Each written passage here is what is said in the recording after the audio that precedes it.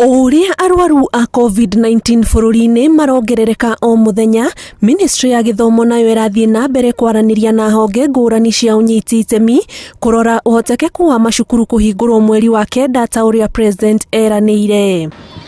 Minister wa Githomo George Magoha acemanitie na maobitha kuma ngwatanĩro cia anyiti itemi rũhonge-inĩ rwa githomo gucirĩra uhotekeku wa gukinyaniria mendekithia ngũrani megie kuhingura macukuru mbere ya aneanĩte riboti kuri President ũrĩa ũtanyĩtwo kwarĩria bũrũri mũthia-inĩ wa mĩkana ya curfew iria igathĩkĩtwo.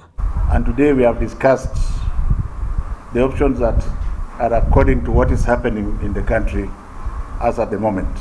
We have also been reliably informed this morning by the doctors that the peak is likely to come in September, and by the grace of God perhaps taper down around January. Uhotekeku wa guthingata mawatho maria mendekithĩtio ni rũhonge rwa ũgima wa mwĩrĩ ta kũraihanĩrĩria mũndũ na ũrĩa ũngĩ nĩyo ndereti ĩkoretwo ĩgĩcenjania meciria na njĩra nene mĩcemanio-inĩ ĩno, kuona macukuru mamwe kumana na ũingĩ wa arutwo irathi-inĩ maye kwaga gũkinyanĩria ikĩro ici. And the schools are a bit congested,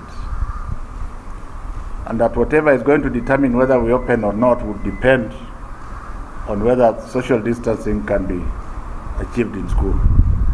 So we have reached a consensus, and the position of the parents has been very firm that we don't open until we achieve stability, which means until the curve is flattened.